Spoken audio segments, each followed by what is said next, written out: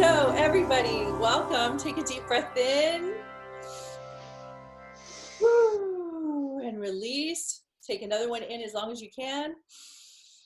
Take it all the way to the top. Hold, hold, hold. Keep going. Woo, breath of life. Release. Today's session is really important and very exciting, and I cannot wait to share it. So this is level 2 of raising your vibration, and I am going to approach it from a position that you all have probably never approached it from this place before, of how to raise your vibration. So I'm going to give you a little surprise. So we're going to talk about the idea and the belief of separatism. Oh, okay. Yeah. Now, separatism can be like a little tiny nanoparticle of a belief that gets trapped within you and you actually believe it, but you don't act on it. So for instance, you can say, I love everyone. I believe we are all one. And you go out into the world and you have a great experience, right? Right. But when it comes to intimacy with a person or with yourself, you will notice the separatism there, where you don't feel that you can connect, or you don't feel that you have that L, or you don't feel Sorry, some boy racers on my road. London traffic, right? London idiots, more like. I've closed the windows now, so Okay. shouldn't be disrupted. So it's interesting when you think high vibrational, people get certain thoughts in their mind. What does high vibrational mean? So you think, okay, I need to process a lot of information. I need to ascend and ascend and ascend as many times as I can, not trying to get out of the human experience, because that's why we're here. We want to have the human experience. But Right. you want to ascend to a place where it feels very almost godly, like you almost feel like you are now the master of your own creations. You are now in this ethereal realm. You are now living in this high vibrational state, quote unquote, nothing can get to you, etc., etc. And it's not bad or wrong that we have certain feelings and inclinations of rising above it all. It's very innocent, and actually it's very healthy to want to ride above the waves of life. Right. Who wants to be pummeled? Who wants to be drowning in waves and drowning down to the bottom of the ocean? That's not our experience here. We want to rise.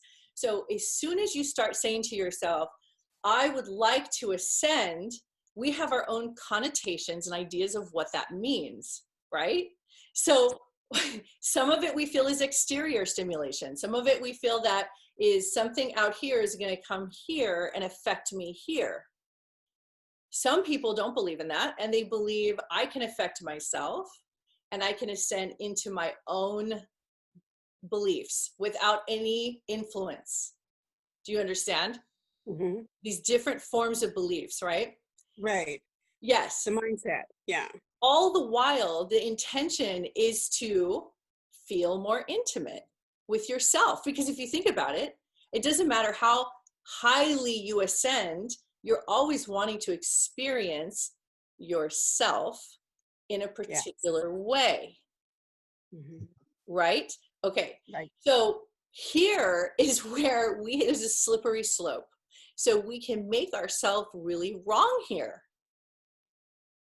Number one, you can gauge and monitor your progression, your ascension, your understanding, your evolution, and you can gauge it and almost assess whether or not you've achieved this sense of relief within your system of being intimate and expressed the way you want to. So you start to feel that maybe you did it wrong. Why am I not there yet? ... I'm not there because I have done something wrong in this process. So how can I ascend? So there's these forms of duality. It's like forms of separatism. These are ideas that I cannot have, the have and have nots. I cannot have this experience over here. How can I get from here to here? How can I have this feeling over here? So if you look at life as the infinity symbol, which is also very similar to yin yang, masculine, feminine. So you have the producer who's producing the effect, coming back, recreating yourself, and receiving the effect that you produced. So it goes back and forth. It's infinite. Now, why would that be infinite? If it's infinite creation, why would that be wrong? There's nothing wrong with giving out your creation, it coming back, you receiving it, and being enlightened by your experience. So imagine if we took out the right or wrong of the ascension process and we look at it more from an infinity of expression. So you're learning to flow with yourself like this, you see? So it doesn't matter who comes in, who comes out. It doesn't matter what you get or don't get. Or you're continuous. It's continuous. The flow, the cycle is continuous. Right. You have anything, that makes sense. You have anything to say or questions on this?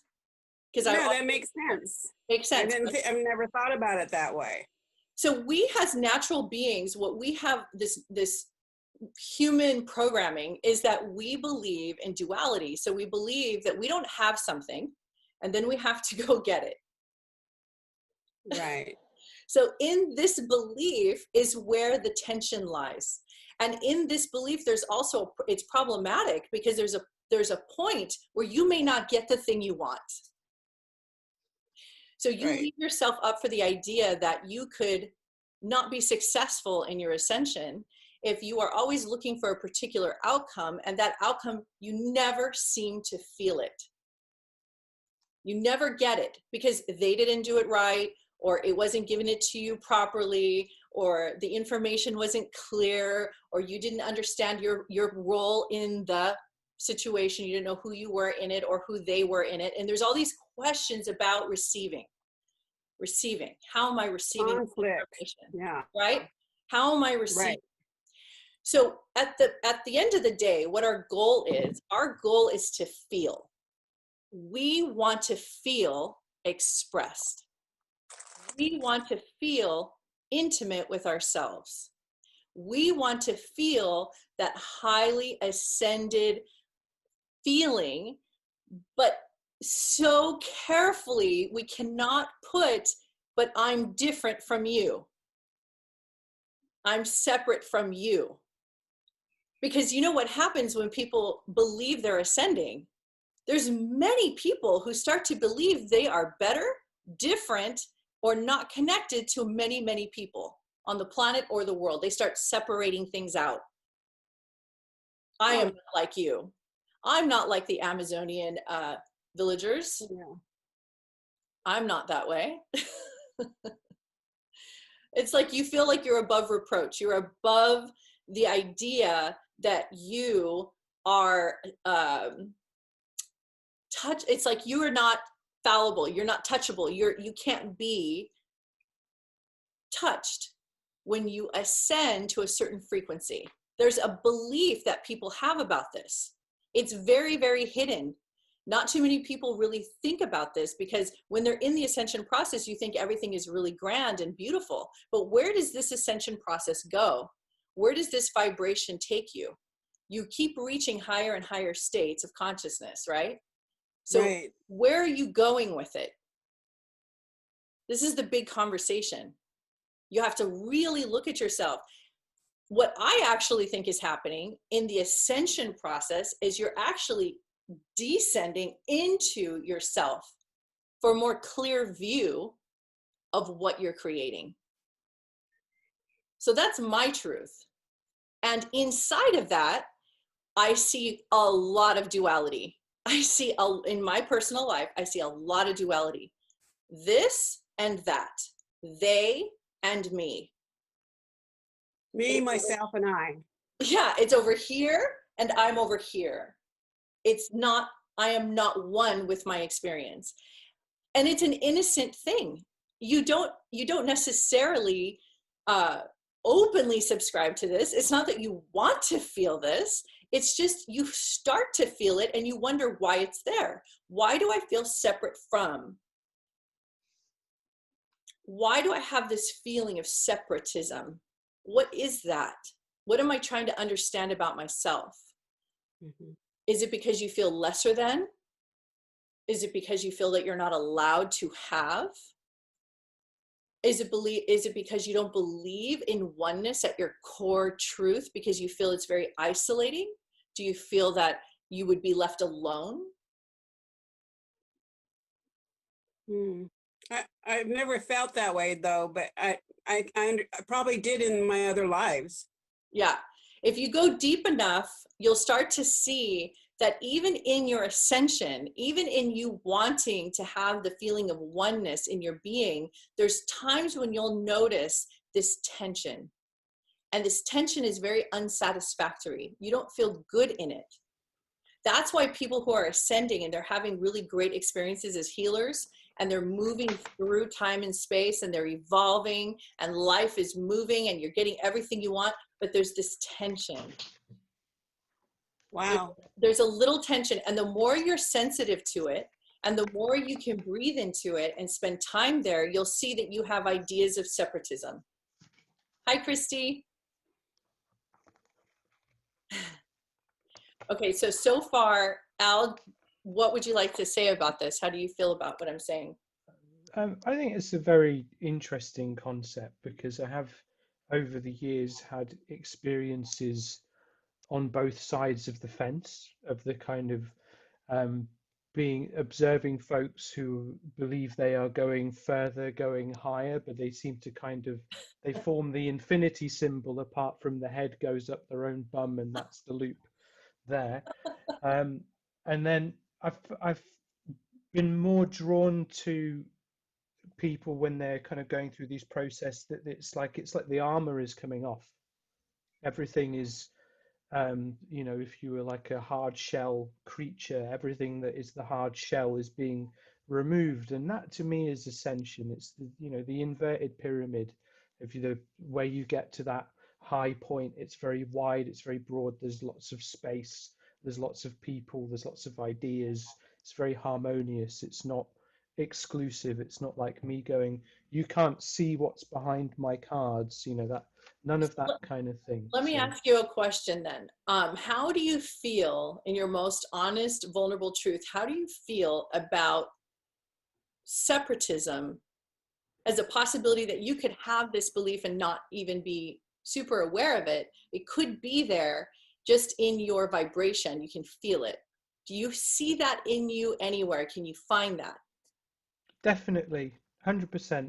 Do I you feel think that inhibits your ascension process?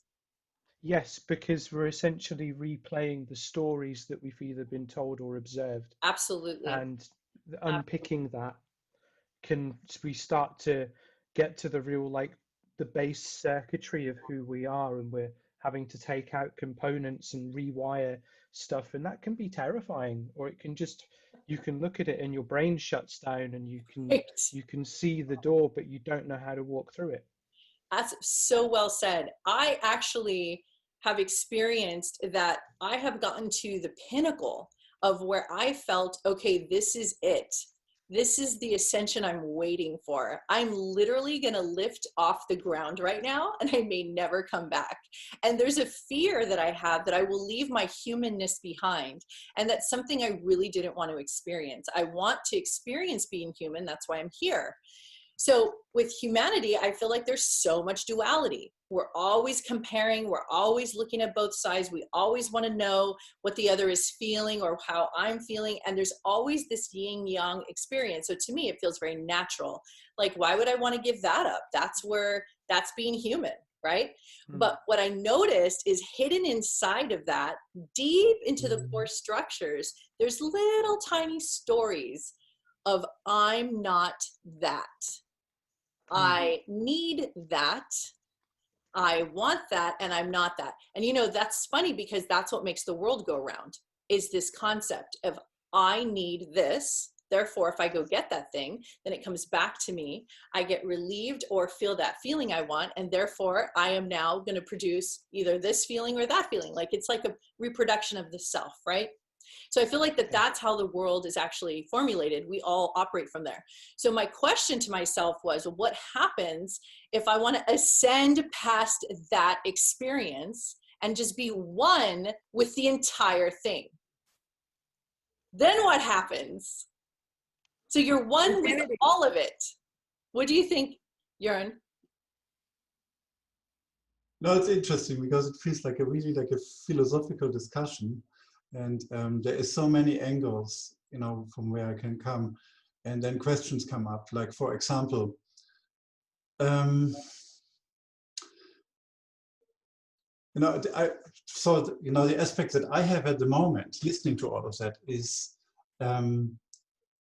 what I see is part of being human, is being in the separation. And separation is not a particularly nice word, maybe, but in the polarity. And, you know, I liked somehow, like I stuck with that example that you gave with the Amazon people. Right. Because when I connected to that earlier when you spoke, then what I feel, for example, is I feel definitely different than them, because they have so different lives and experiences. Now, where I feel like a very small in terms of like a lot to learn from them. But behind that, now I can connect with the oneness. Isn't that interesting, right? The oneness. Yeah. So imagine, Tort, imagine if we come from every single day when we wake up in the morning and when we go to sleep at night, imagine we come from not just the idea of oneness, not just the wanting of oneness, but the actual acceptance, surrender, expression of oneness. It really drives it home, because you can't hide from yourself, you can't hide from your beliefs, you can't hide from anything, because you're actually experiencing godliness in its entirety, in its fullness. So you are in the aspect of the entirety of creation. So you're in the yin yang, you're in the ideas of your beliefs that could be archaic, could be advanced. It just depends where you're at. You're also including in there the humanness of you. You're also including in there your advanced, otherworldly, ethereal self. And all of your ideas can feel like there's a lot of, there can feel like duality in that, but you're accepting even that as a part of the grand experience. So you're not making any of your experiences wrong. At the core level, as deep as you can possibly go, you're in your surrender to oneness, that this is a full embodiment of expression of oneness. It's a continuous flow, continuous infinity symbol. How do you feel about that? I feel like it's like the hard shell, and now we have the soft. You know, like a turtle, hard shell with a soft heart. That feels really good. Yes. And I just got to tingle all the way down to my feet and back up. That's really good. When people first start this process, they start thinking about things called high vibration. Like Christy's in the beginning stages of this conversation. She's jumping into a more advanced class, but she's interested in high vibrational living. She knows what that is, right? Okay. So we say you have to drink the right waters and eat the right foods, and you have to have the right conversations, and you have to feed yourself a certain way and live a certain way, and then you start to vibe a bigger and higher vibratory lifestyle. So yes, that's true. But as you continue on that journey, you start questioning things. You start questioning the validity to your own self-expression, to your own belief systems, and you're asking yourself, wow, where did that come from? How did I get here? How did I get there? Who am I here? What am I doing here? What am I doing there? Wow. And so what I notice with my own ascension is I immediately start to make myself wrong.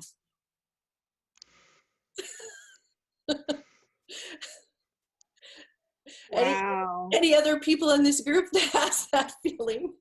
You start to feel that maybe you didn't do it right. Somewhere along the line, you didn't do it right.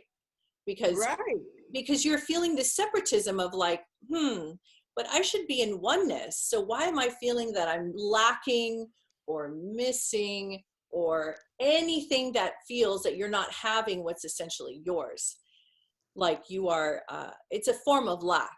So a form of lack comes from, I don't have, which means I'm not one, which means I don't have the thing. So that means I'm not the thing. You see that? Mm. Right. Yeah, I feel that. I feel it. It's like right when you think you're out of the bath and you cleaned yourself and scrubbed yourself behind the ears and you're so super shiny clean, you come out and you feel dirty again. And you have to go back in the shower and keep going because you realize there's like rinsing more. off that soap. There's more. There's always more. And that's the ascension process, is in the more. Understanding more of you, more of godliness or higher intelligent living, or just that bigness and fullness of expression. There's always more. Careful when you go into more, because you're also going to immediately trigger duality and separatism again and again and again. It'll keep coming up where you say, I want more, I have more. And then you say, but can I have even more than that? So there's always this little question that it's never enough. It's never enough. When does it become enough? You know what I mean? Yes. So you go out, you're expanding, you take in, feels so good, but then you want more. And then you want more. It's a very natural human emotion. But what happens? It's like a craving. It's a craving. But what happens when there's a little tension where you don't feel good?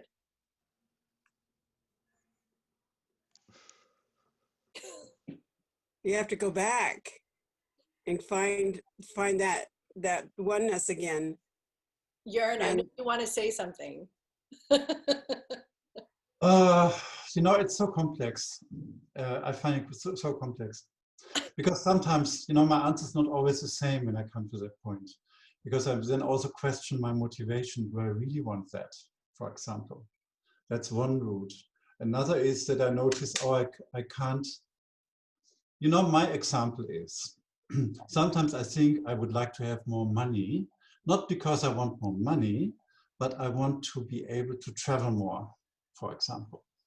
And that seems to cost, you know, that seems to cost money. So then I'm not one with that. But then I'm also aware of, it's not about the money. You know, if I want to manifest travel, I need to manifest travel, not money.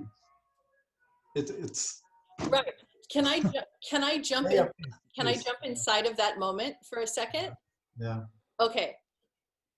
So this is where I started to feel some freedom in this area that you're speaking of, is I started to realize that if I am the travel,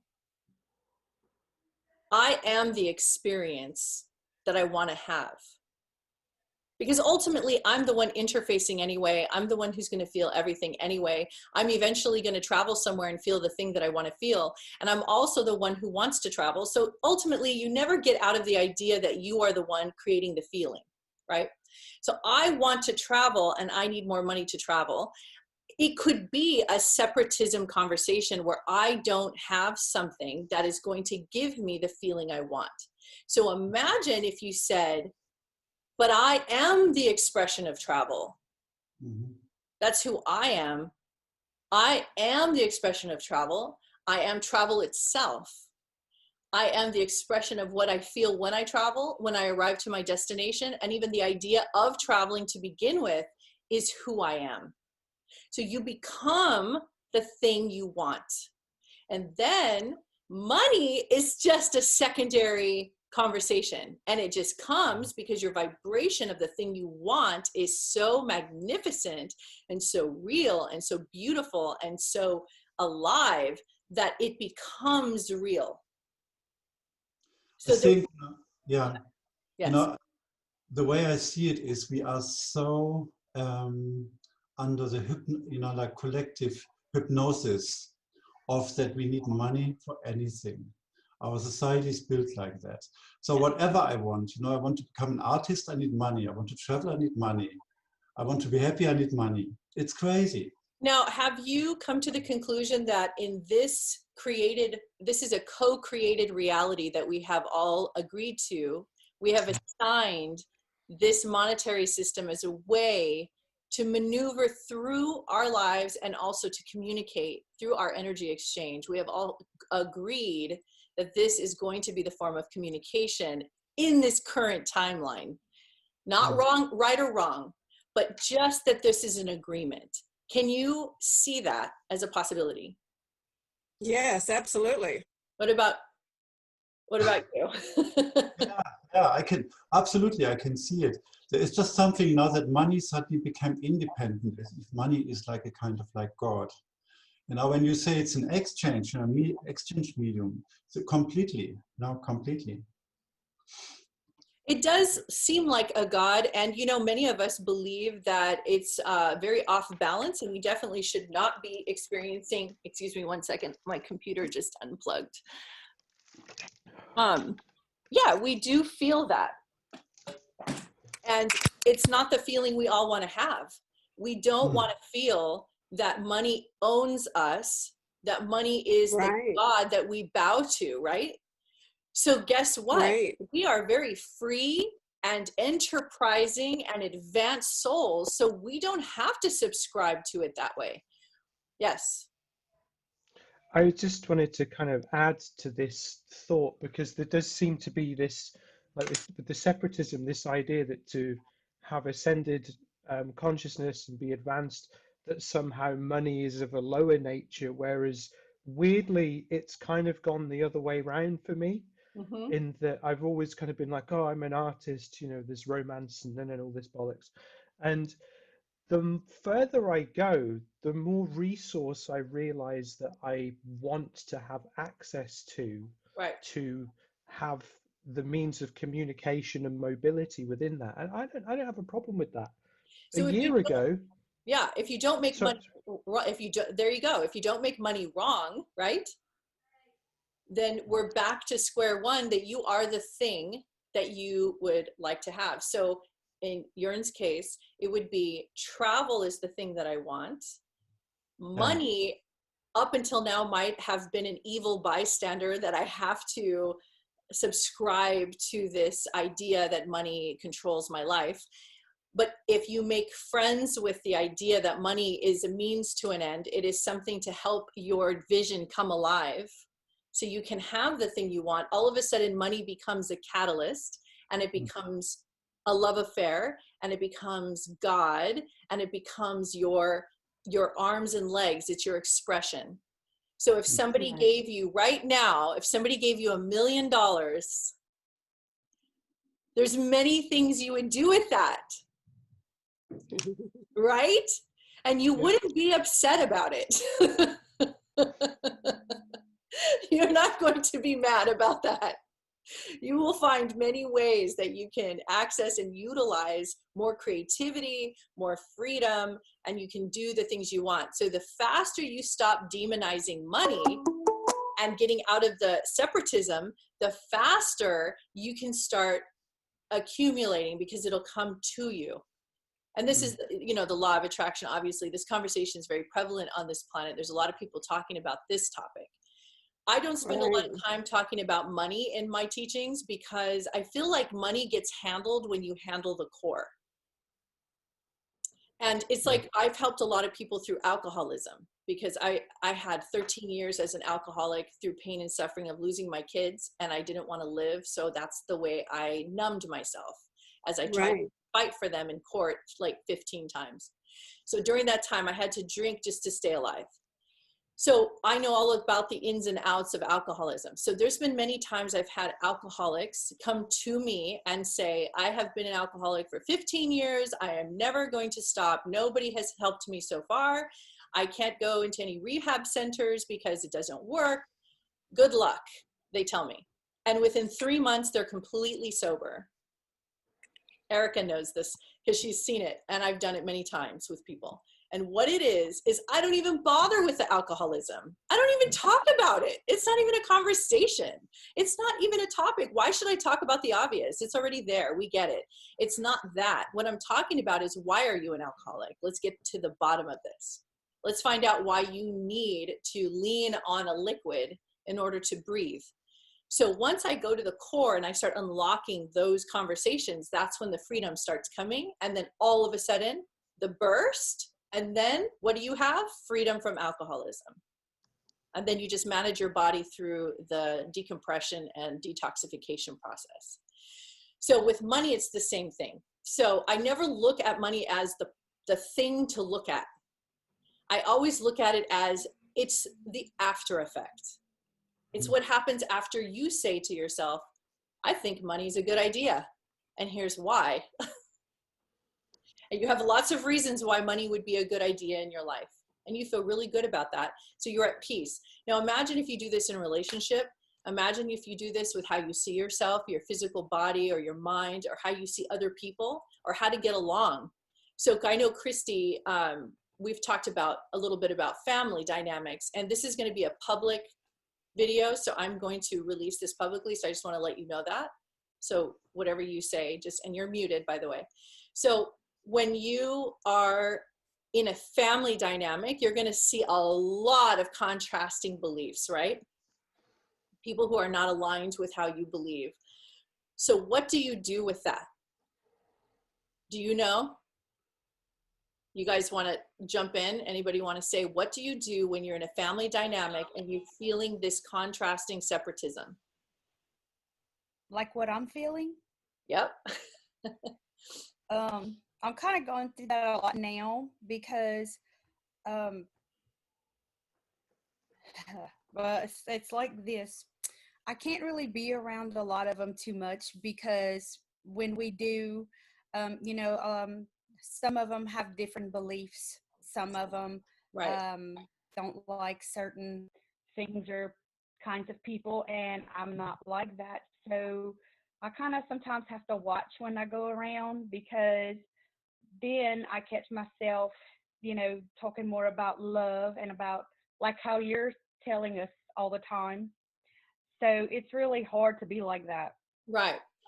Have you ever been in a environment where you were surrounded by another culture of people that were not like you? Have you ever been in that environment? So let's say you come from a different part of the country or the world. Have you ever been near people like that, or you're watching other people communicate that you don't feel like them? Yes, ma'am. You have felt that?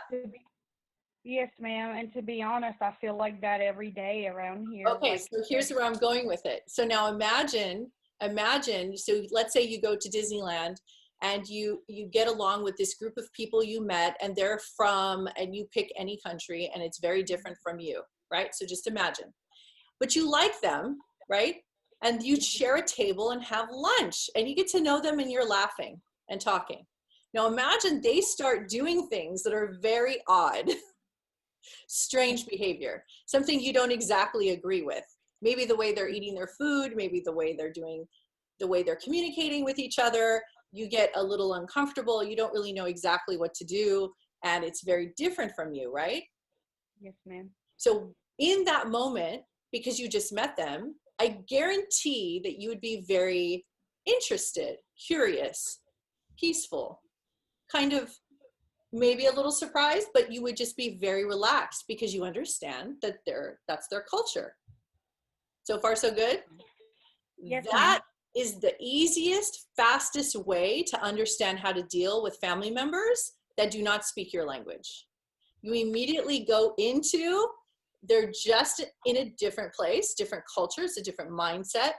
I don't need them to be in my culture. They don't need to be over here. I'm just looking at them and I accept the whole thing. It's a part of the juiciness of life. It's a part of the flavoring.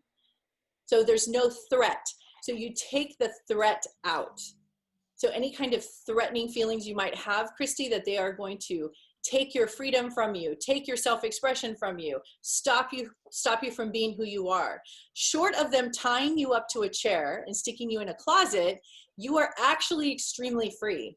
So they're not actually really going to stop you from being yourself. What you're actually looking at, Christy, is you're realizing that you're very sensitive, and you're realizing you feel everything so deeply, so that when your family does act in ways that you don't agree with, your automatic response is something is very wrong and I don't like it, and then get me away from it. And then we go into separatism. And as soon as we do that, we don't start feeling good. Now, I don't want to say that you have to be friends with and live with and commune with every single family member 24/7 for the rest of your life. That's not what this is. It's just understanding that they do not have any real hold on your freedom of expression. They're not really in your way. It's an illusion. What they're bringing up for you is that you feel you're not allowed to be yourself. And you also feel that you don't have somebody to talk to. Number one, you have us. Number two, you can find other ways to talk to them, just like the family in Disneyland. What would you say to that family in Disneyland? What kind of conversations would you have? You might have to modify the way you speak, right? You might have to go a little bit more into their world and talk a little bit more in their language so they understand you. And we lost Christy. Okay. Okay, so I don't know if you guys have anything in this area or you've worked through. Okay. Oh, I do. I'm with family all the time, but they're in a separate box. Yeah. As long as you are not letting it suffocate you. Oh, no. But you're no. understanding it. You just understand that's just where they're Right. at. And there's nothing wrong. And the more you do that, the more they're actually going to see you, respect you, love you for being free enough to allow them to be however they are. And they can Right. make fun of you. They can call you names. And it doesn't even matter because It it's can be blue. That's right. Because you're not looking for that approval.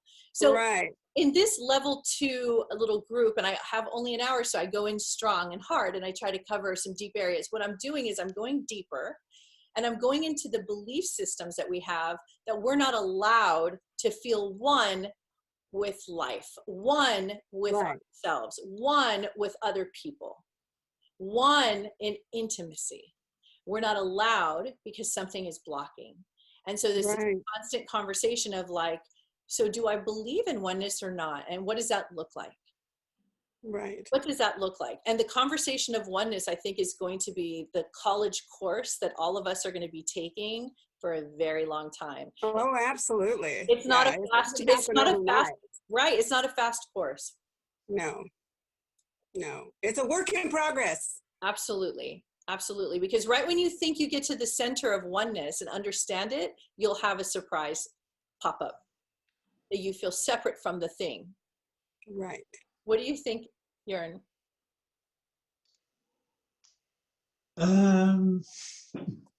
I mean, one thing is, I'm very used to actually feel into where somebody else is, because I work constantly with people. So that's actually the key. The key is not what I have to tell them. The key is that I get them, take them by the hand from where they are, and then something can happen. So I'm so used to that. It's my name. So that's a form of oneness for you. Mm-hmm. And where you can see where you don't feel one is with the travel money experience, or money to succeed. Well, no, like I do understand it. It's more like, as you said at the beginning, it's on a small level, but right. I catch myself thinking, oh, I need more money. And when I notice it, then I notice, oh, wait, Jörn, it's not about the money. So what do you actually want to be one with here? And then I've caught me, but it's still running a bit. So that's why I brought it up. Right. And it's so good. I'm glad you shared that, because it's exactly, and Eric, I don't ever mean to leave you out. It's just that you understand, you and I have these conversations daily, and hourly, and every second of the day of our life. So but can I just say, Erica, I also would like to hear your voice.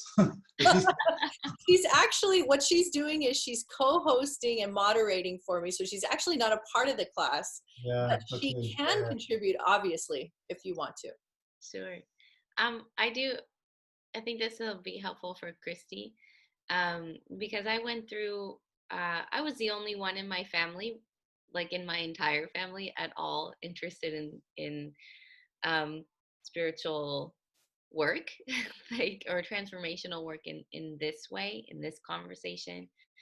And so a lot of times and especially in the beginning, I felt like really kind of isolated. Like I did not feel oneness with most of my family. I felt very on my own island.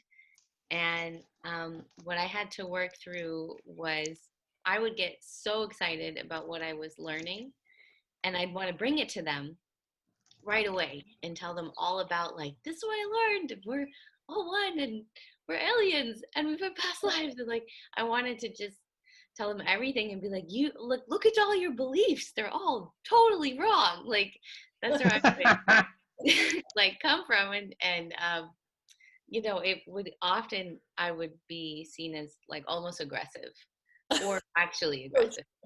And I was like trying to do something to everybody. And you're muted. Oh, there we go, Kissy. Yeah, so like it was like everybody felt like I was like on their case, or like always trying to do something, or they couldn't just have a conversation with me anymore, because I would always make it about love. Or I'd always make it about oneness, but the way I was doing it, really they felt like I was just making them wrong. So it made it hard for people to hear me. And that was a big lesson for me to go, okay, well, if I really have oneness, then I can't make it wrong that they aren't where I'm at yet. Yeah. And I can't make what they're saying wrong. I have to understand that there was a time when I was in that exact same place, and it was really that I just didn't know. I just didn't have the information that I have now. So that helped loosen it up for me and take my time more with my family or my friends that weren't in this world with me. I just had a lot more patience, so I could give them more space to feel more comfortable with me. And they felt that I accepted them more. And then they actually turned out that a lot of them wanted to have more of these conversations with me and know what I was doing. Right. They just wanted to make sure that I wasn't going to say they were bad.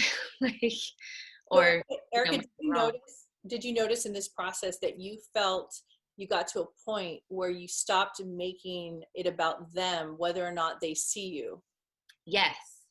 Yeah, absolutely. That was probably my biggest surrender, because I found I was so fixated on if they saw me or if they understood me that I didn't realize that actually kept me very separate from them. Right. Because I put them over here and me over here. But when I started to let that go and just go, well, it doesn't matter if they ever see me. Like, it's important that I see me. Like, right. So that brings more affinity, that brings more love. You feel more compassion. Yeah, it made my conversations much more peaceful, like across the board.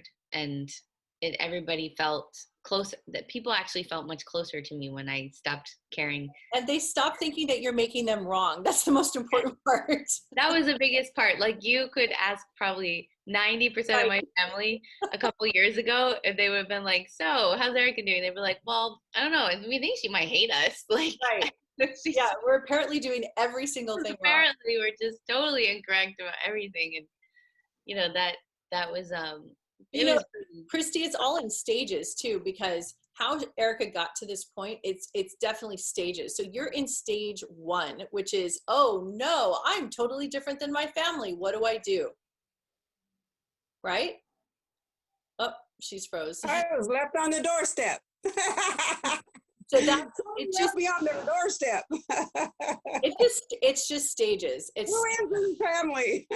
And it's funny because it really comes from self-acceptance. The more you accept yourself and the more that you know that you're okay, the more that you don't need validation, and you don't need for them to let you know that you're okay. Absolutely. And you also don't need them to hold your hand. You don't need them to join you. They don't have to be a part of it. Yeah. At all. Not everybody likes to race cars. Some people do, some people don't. You can't force people to race a car if they don't want to race it. But Can I add one thing? Oh, that was important for me, because you probably remember the stage with me. I felt like I got confused in this little spot, which was, can I still like be myself around my family or like show who I am, or am I supposed to take like a back seat? Like I had that collapse with this feeling of acceptance and oneness. Would that mean that I then had to like diminish the things I was interested in to make them feel more comfortable? Could you explain that a little bit? Yes, because this area I have a lot of experience. I'm glad you asked that question. So for me, it's ways of being. It has nothing to do with the vocabulary. It has nothing to do with what you speak about. It's who you're being in the room. It's who you're being when you're communicating. So they get all the information they need of who you are and what you want to say, just in how you're perceiving yourself and the way that you're expressing yourself internally. So your way of being is speaking for you. So you have been working on that area for a while, and that's something that I've been helping you with in understanding ways of being. So it's beyond language.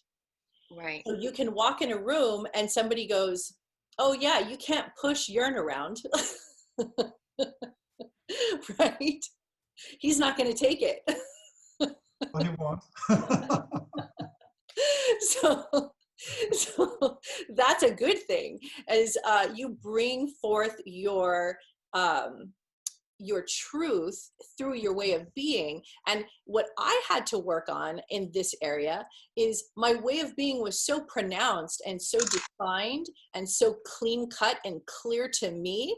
I was even occurring abrasive and aggressive in my way of being because I was so clear about who I am. So people would say, "Ooh, what's that? It doesn't feel friendly." So then I had to modify that again. And even in the silence, there's no communication. I'm talking just ways of being. So what I would do is then I'd have to work on, am I relaxed? Am I relaxed? Can I be relaxed? Can I have fun? Is it okay? Can I play? Am I okay?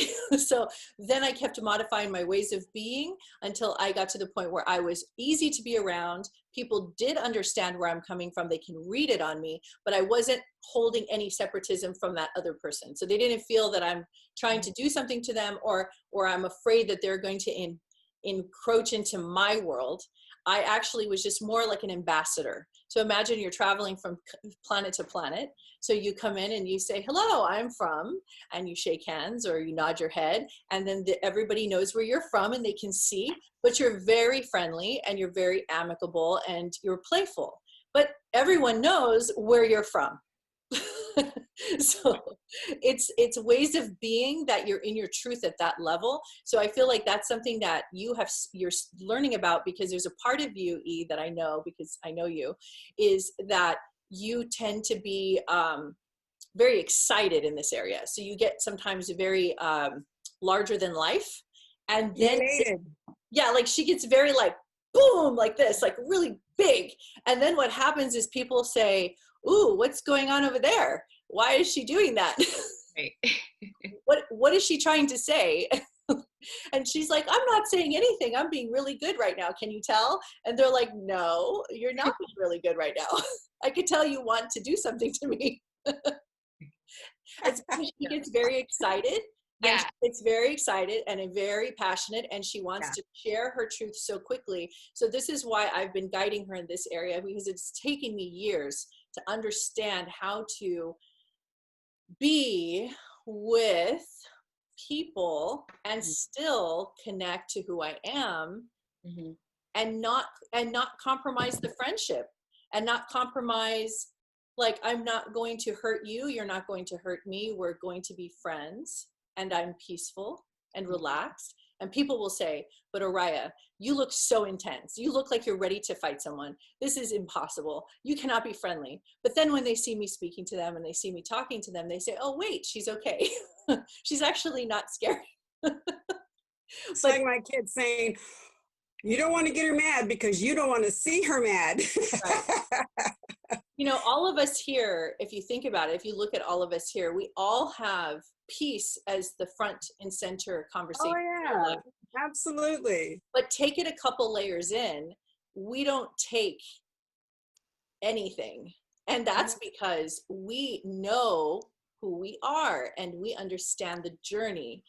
And inside of that, as teachers, we're learning compassion, compassion, compassion, always coming from compassion, understanding the other person's journey, always understanding the other person's journey, always putting them before yourself. You have to.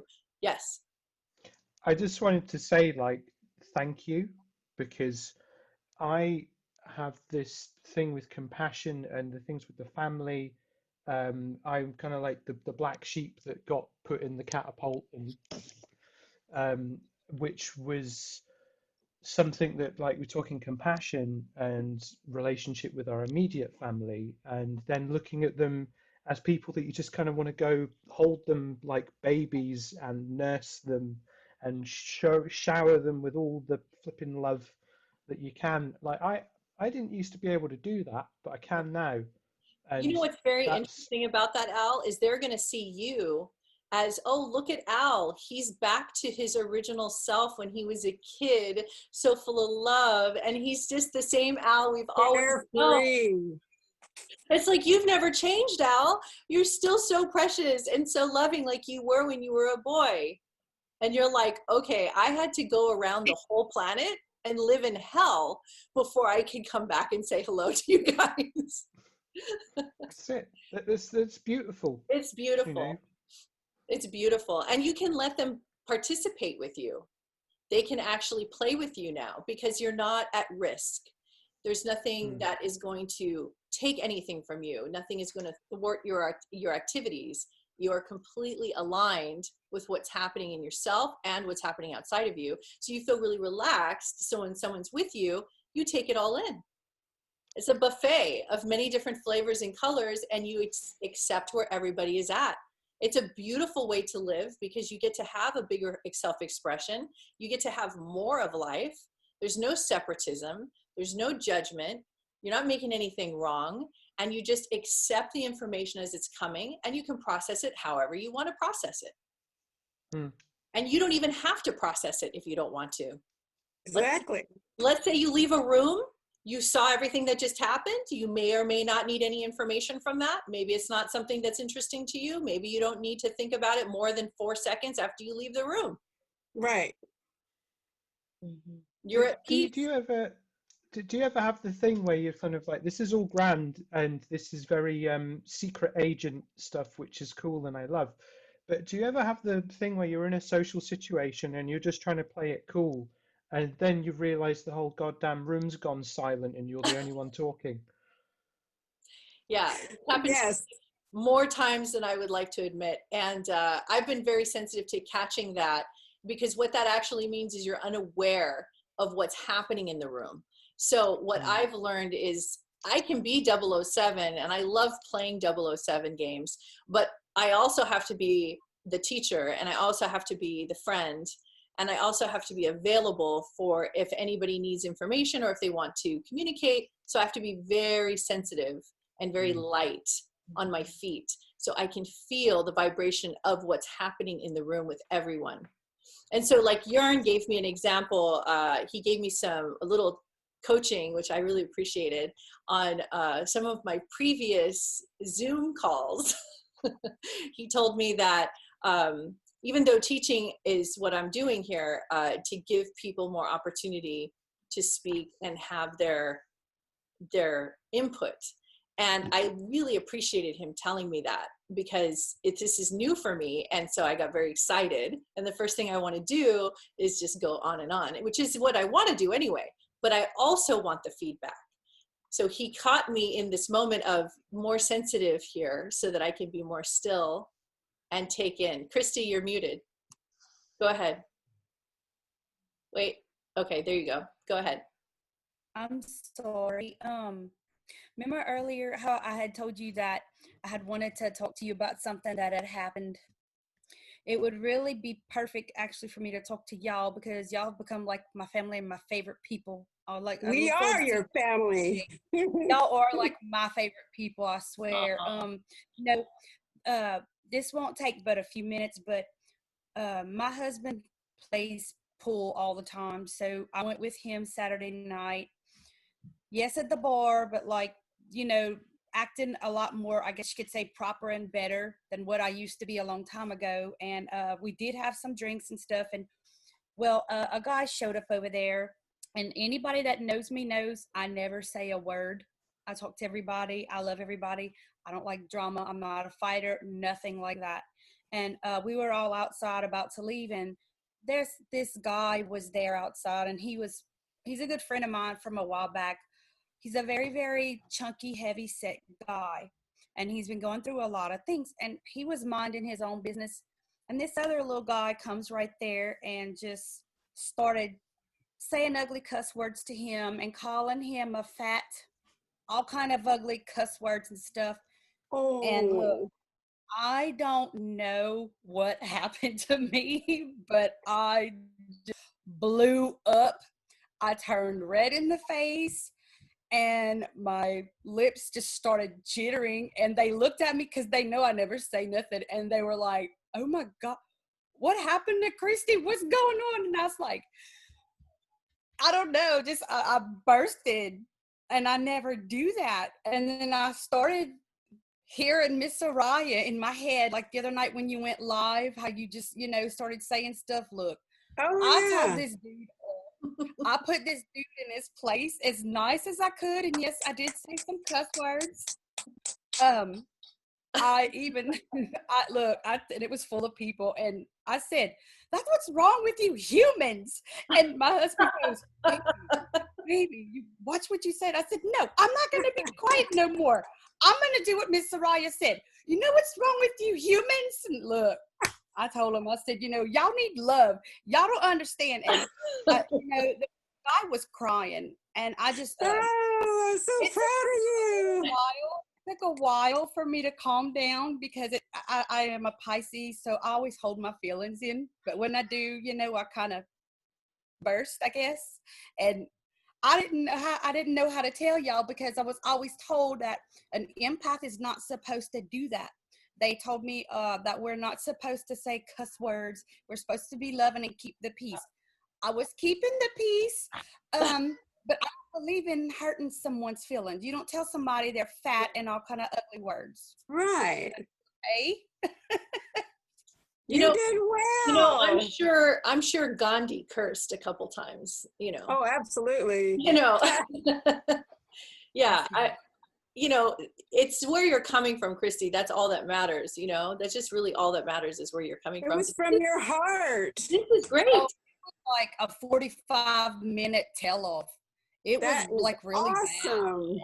He came in my face, and he's trying to grab my hands, and he's like, Adam, and I said, please don't touch me and get out of my face, because I am going to blow up, and I'm going to pick you up, and I'm going to throw you. Please just leave me alone and shut up and listen to what I'm telling you. You know, you have a son. Do you want someone to go and tell your son these ugly things, and that he's fat or ugly? You know, what is that? And I told him, I said, oh my gosh, you disgust me. And I, you know, my husband said, baby, you got to stop. I said, no, oh, no, I'm just beginning. And I just, the whole time, could see her and hear her, tell him, say it. And I'm like, I blew up. Christy, we all relate to you. We all relate to you of when you say, oh, this is just beginning. This is just beginning. Oh, yeah. See what I have coming. I was so afraid. I said, I love it. Oh, I would have loved to be there at that time. I said it. I said, well, that was your coming out. That was your coming out party, Christy. Yes. Oh my goodness. Well, I guess I did well then. I see y'all are teaching me well. Well, you got to start somewhere, and you got it out, and you said everything you had to say, and it felt good, and you were sharing love, and that's what matters. And as you grow and develop, yeah, you change, your way of speaking alters, and completely, you know, it changes a lot. So in the last few minutes here, what I'd like to do, I want to switch gears because I'm getting kind of like a feeling right now. And I'm guided to talk to Al. So Al, I'm sensing that, and this is not really related to what we were just discussing as far as higher vibrational living, but I'm sensing your specific area of interest that you're looking for to achieve within yourself is in the realms of compassion, but I'd like to offer you something specific. It's just for you, is to consider if you are more compassionate with yourself, then it will be easier. Now you would say, I'm very compassionate with myself. No. Okay, I'm good. not compassionate with myself. I hold myself to the worst impossible standards. There you go. You liked that, Jörn. That's awesome. Yeah, No, it's like you just peered inside my soul, man. Like, look at that. I was getting that feeling. I was just getting that feeling of I had compassion for you, and whenever I am empathing someone, and I was feeling very drawn that you needed to be nurtured and loved, very much so. And then I wanted to know why, because maybe it's not technically real, like maybe you did get a lot of nurturing and a lot of love in your life, so it has nothing to do with that. So it's not exterior that somebody needs to come in and do a rescue mission. It's more that you are understanding what it means to go into your own compassion for yourself and learn to paint with your own colors. It's like you're learning to take care of yourself in the most beautiful and gentle way you can. And you're learning that is actually what you're actually learning. And I think you're surprised that you were found, because you found yourself out by following the breadcrumbs and looking towards, oh, look, Oriah is showing compassion. Let me follow this trail. I would like that. Why don't I have that, since I have so much other things that are very aligned to what she says? So why am I missing this little area of compassion? That doesn't make sense in my computations and my calculations. I seem very connected to people around me. I have a lot of care and concern. I really don't think this has to do with anyone else. So what could it possibly be? Question mark, question mark, question mark. And I think that's where you are starting to realize right now that maybe, just maybe, it could be all along your relationship to yourself. 100%. Yes. I've got like a shield up around me, and then I've got a shield around inside of me. So no one can get in, and I can't get in, because like you said in your video the other day, stuff happens in our life and then we carry that stuff with us. I hadn't meant to, but I did. So there we are. And that was just my way of staying safe, was to make sure that nothing could get in. I could give lots of stuff out, but when it came to me, I would go and drink and smoke and just do crappy stuff to my body. And now you are right, because when we did the activation ritual, ceremony, circle, whatever you'd like to call it, I felt like it was like these ancient iron gates that have been there since the dawn of time were starting to open up, and very good. I could feel, and it wasn't like I can actually feel, like, in the truest, like, raw sense of the word, that I don't really remember that depth of feeling for anything since maybe my age was in the single digits. So you are about to embark in a solo journey of the heart. This is a personal journey between you and yourself, the journey you have been actually wanting to take. You have been wanting to take this journey. Some people go on actual pilgrimages, like Jörn did. He's gone and he's traveled through the Santiago El Camino, right? Is that how you say it? Santiago de Camino, yeah. Del Camino. Camino de Santiago, the other way around. Camino de Santiago. That's it. Okay, sorry. Yeah. El Camino de Santiago. There you go. So I have personally wanted to do that trek for many, many years, and it's just a long pilgrimage. I think it takes 3 months. No, it's less. But no, this is a longer story, because where does it start? It has so many starting points. Depends on how fast. Usually about 4 weeks. 4 weeks. 4 weeks. Yeah. So some people go on the actual physical pilgrimage to achieve this area that you're wanting to explore. You're going to do it inside your actual home, right there where you sit, which is a very adventurous thing to do. and give yourself a lot of credit for that, a lot of kudos that you are taking on such a big adventure of accepting, loving Al, not necessarily dismantling, because dismantling tends to be a little sticky. You can get a little bit of, you know, unfriendliness can happen if you start to feel that I need to deconstruct Al. So if we take that out and you're just learning to accept, learning to play, learning to have fun, learning to enjoy and be simple with Al, then you will notice a whole new Al approaching. You will come forward. So the current identity here will say goodbye. It's been fun. I love you. You guys have been great. Peace out. And you will step back, and the new Al would step forward, which is the one that says, oh, I know this one. I know this one. Where have you been? There was when I did the Circle of Light last week, and Red Eagle was saying I need to connect with my 10-year-old self, not the child. Let the child go into the light, which is mad, because I did this psychedelic psychotherapy trial. I saw myself as a 7-year-old walking into the light, integrating all these childhood experiences. But when I was 10, I was in a good place. And he was saying, just let him come to the table.